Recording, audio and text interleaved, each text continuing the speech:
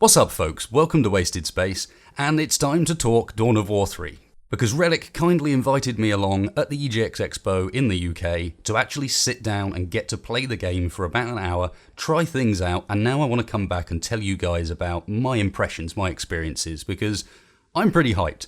Not only that, but having had a go, I also feel like maybe I can add a bit of angle on some of the criticism the game's got so far, because I don't necessarily buy all of it, especially having tried the game now. Some of it doesn't make much sense to me, and I've come away kind of a lot more hyped than I was before I sat down.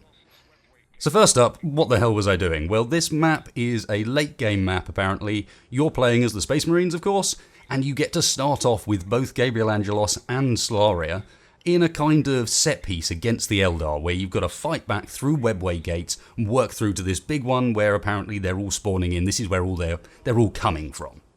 Now, I've also got to throw out there, obviously I've never played it before, and there were a few bits in the game that they've moved around that really threw me off to begin with, like for example the fact that the minimap's on the other side.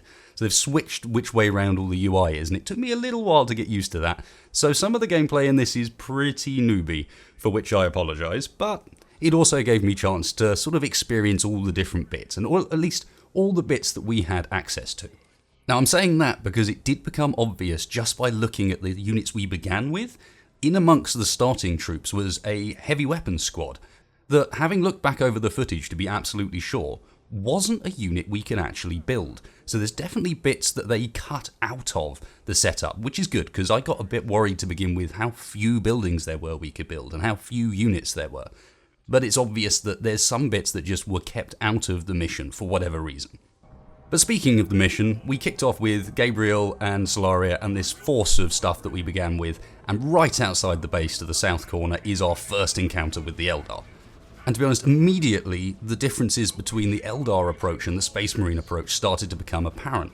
They were right there, and the Banshees are quick and incredibly violent once they get into combat with you. Up to and including tearing my Assault Marines apart quite easily, it seemed.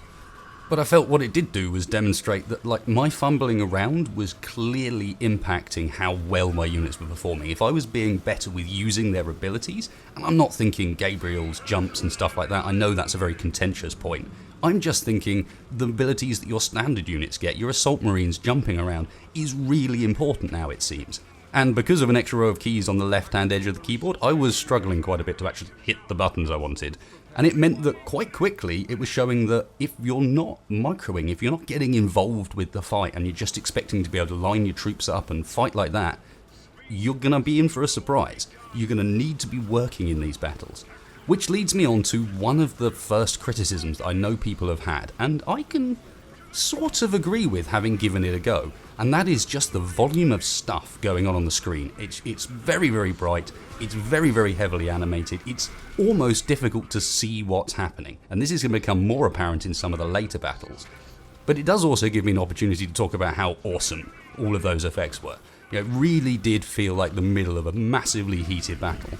And not only that, but despite it being hideously busy, you'll notice that I've got a plasma group in amongst these, ones with plasma rifles, and those stand out immediately. You can tell they're there, even amongst this huge melee. So it'd be interesting to see whether or not it gets too complex and too massive. I never reach a huge army size during this map, so it's hard to see what it will end up being like. But it is nice already to see that the important bits that you're going to want to worry about, stuff like, does that unit have a plasma weapon, are really obvious. The effects do stand out on top of all of the rest. Now obviously the effects are pretty damn awesome, and this leads me on to Gabriel. A lot of people don't like the fact that he can jump and that it's a Terminator. What's a Terminator doing jumping? I mean, I can kind of buy that, but at the same time he's got a piece of a god's weapon in his hammer. Alright, this guy's pretty cool. And remember, back in the Warhammer tabletop, heroes were massive. They were massively impactful, they were massively powerful. You didn't have Abaddon the Despoiler in your army for no reason. So I can buy into why we've got these crazy units running around the battlefield that are that much more powerful and are that much cooler, and have these abilities that, perhaps in his case, seem to defy his class. Vice versa, I also end up spawning the Terminator units a bit later on in this fight, and they don't seem that fast. They're a very slow unit, but very powerful. They feel like there's an unstoppable advance with them, especially once they get in and start swinging their hammers, which of course are only power hammers, so there's no crazy jumping around with them. They can teleport, and they can do like this AoE smash around the area nearby, which is really cool to use. Now after these first few fights, just trying to get the Eldar away from the base, pushing out and learning some of the ways in which I can mess up, like for example, tanks can now go around backwards. They seem to want to reverse in certain situations, and it's really bad when they do. Don't get shot in the backside if you've got a tank. I then sent some units back to the base to reinforce, get the troop numbers back up, because gone is that thing from Dawn of War 1 where you're just freely reinforcing on the battlefield and it's kind of just a war of attrition of who can reinforce the fastest. Now you have to send units back to a specific structure, although these structures I found out later don't necessarily have to be the ones in your base. What I could potentially have been doing is actually building the base out, following me as I went, leaving places where I could reinforce on the run. But something to learn for future, and that definitely seems like one of the Space Marines things. Like you want to kind of keep your armor with you, keep ways of reinforcing, keep ways of repairing, moving with your main force. The other thing I missed at this point that's going to come and bite me in the arse for quite a bit in this game is how power is now managed. I look a bit to try and find out where the power generators are, can't find them. And that's because they all get built from your requisition nodes now, the little resource points around the map.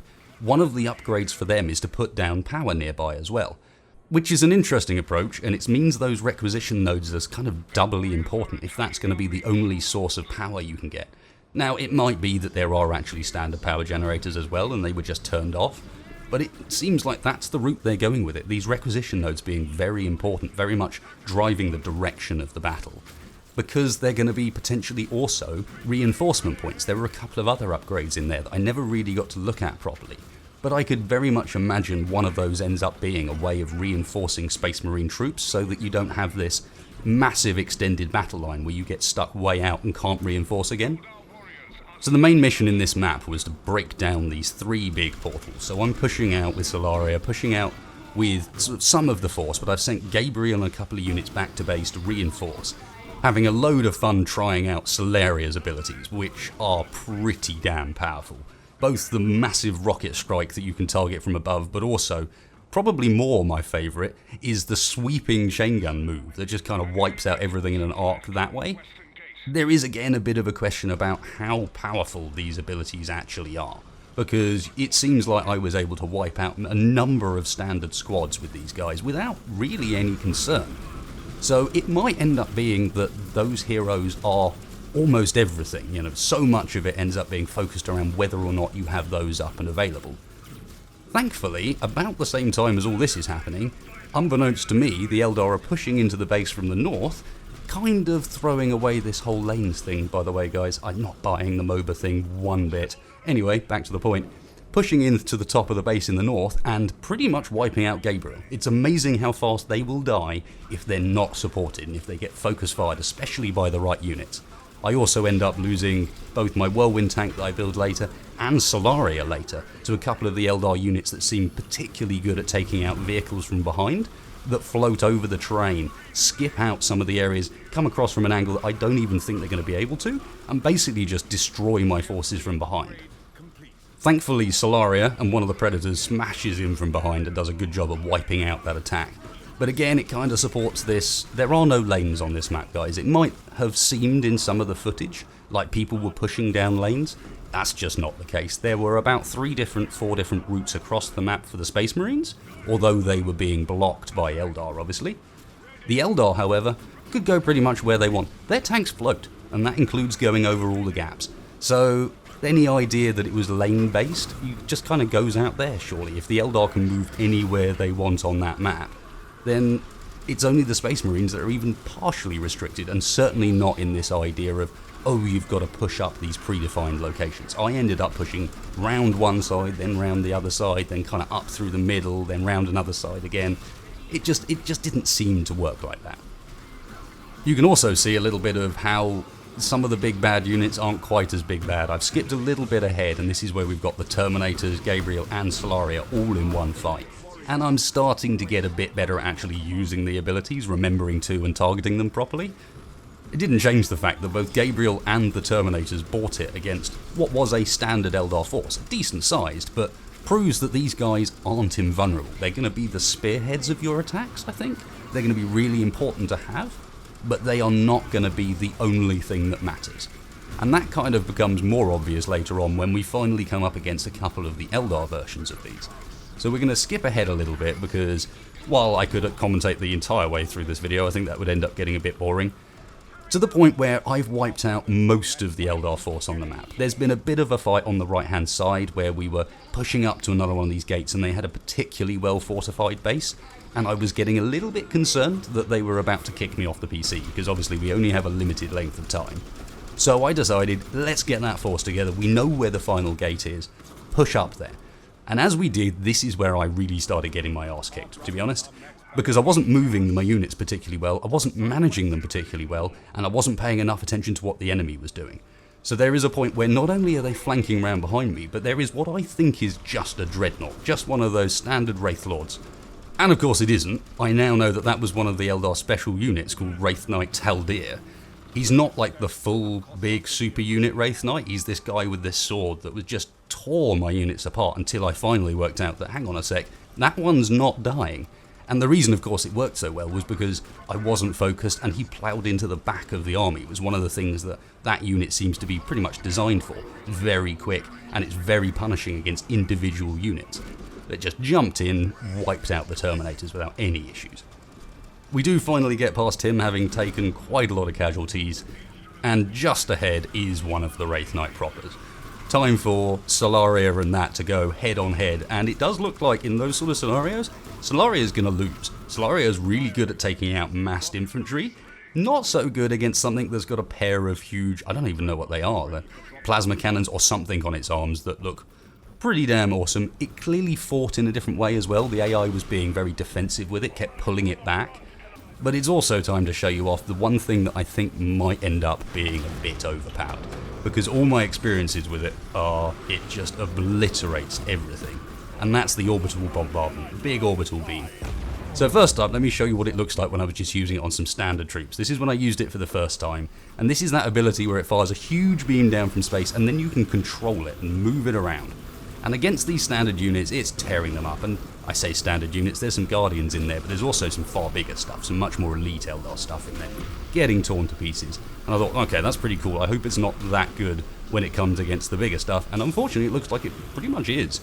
So my first shot with this thing on the Wraithknight not only wipes out its shield, it then picks it up into the air, drops it, and when it comes back down again, it's got a quarter of its health left.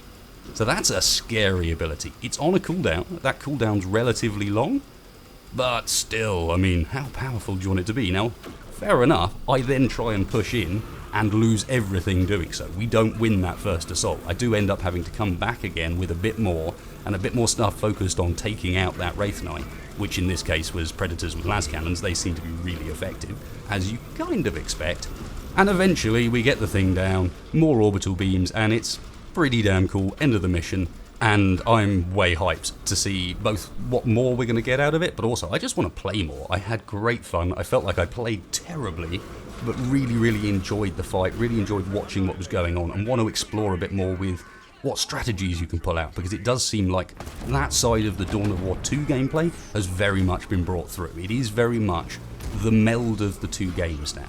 So you've got the scale of Dawn of War 1, the unit variety of Dawn of War 1, the base building from Dawn of War 1, in fact even more scale than the original, I would say. And then you've got some of the more interesting management systems that have come out of Dawn of War 2. You are going to be microing your troops a lot more. Their abilities matter a lot more. You've got that same reinforcement system that means you don't have protracted reinforcement battles, which are just really stupid.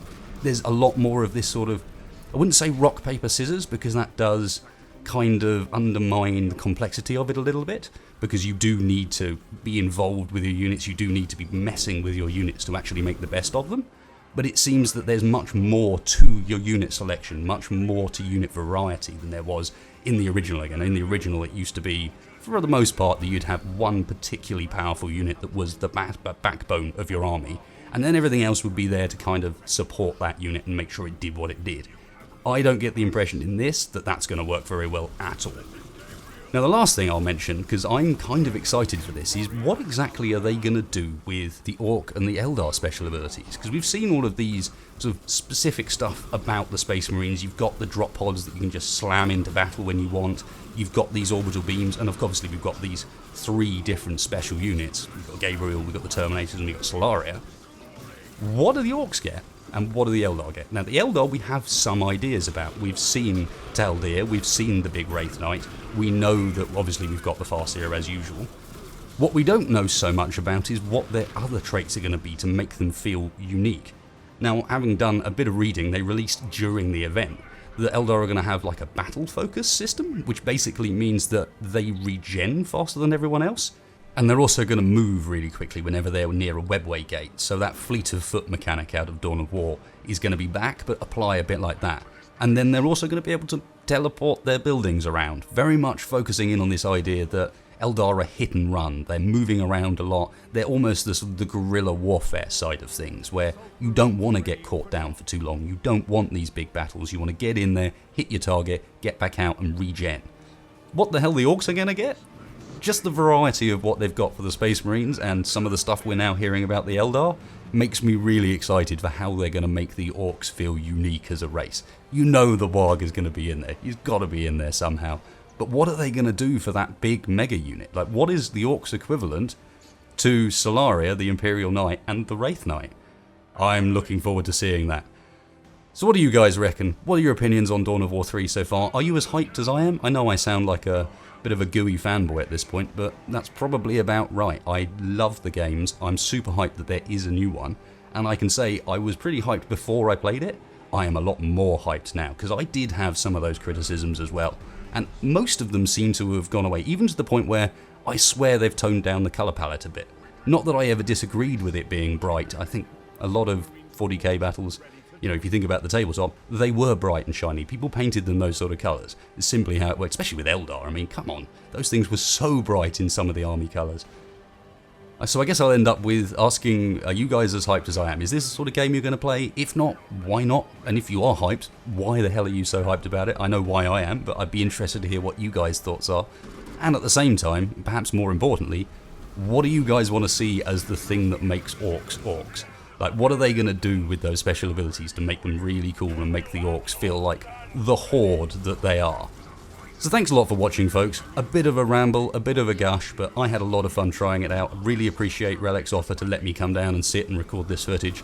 Hope you guys enjoyed the video. Hope you guys feel like you got a bit of extra information about it, or at least got to understand that there is some substance behind this game, or at least in my opinion there is some substance there. I'm really looking forward to it. Hope you guys are as well.